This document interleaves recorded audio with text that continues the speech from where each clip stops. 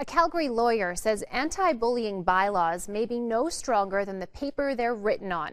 Airdrie is the latest Alberta community to consider implementing one. As the CBC's Tara Fadun reports, some say there are other options that can help children.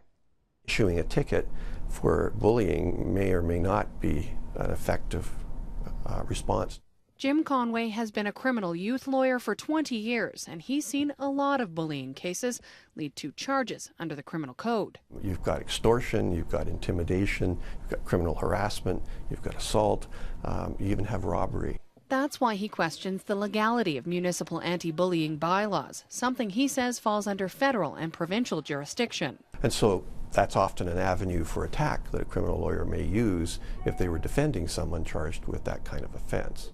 Airdrie is the latest Alberta community to consider the move. An anti-bullying bylaw passed first reading Monday night, but even the mayor says they need to do more research. From what I can see from around the province, from the communities that do have anti-bullying legislation or bylaws within their communities, they don't write a lot of tickets, or some of them don't write any at all.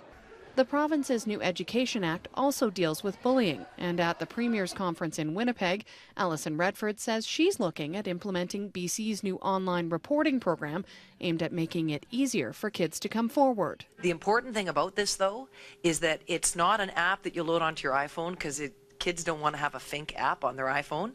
It's an online reporting tool that you can go to on the web, and the second thing is it's anonymous. Critics argue municipalities could do their part if they focused more on education and less on enforcement. Because if we're taking an approach which is to educate and to do peacemaking within a community, that seems to me to be a proper subject for a municipality to consider. Airdrie's bylaw goes to the public for consultation before council gives their final decision. Tara Fadun, CBC News, Calgary. Now, British Columbia launched its Erase Bullying project in November. The province's premier says it is part of a larger $4 million strategy, and it's designed to make kids feel safe while connecting them to the resources they need.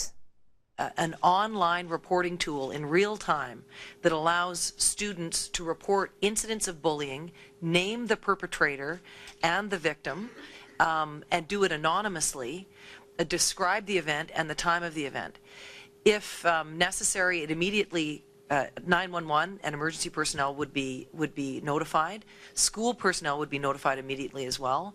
And then the follow-up from that is professionals at the district level connect with the school to support them in dealing with the bully and the victim appropriately.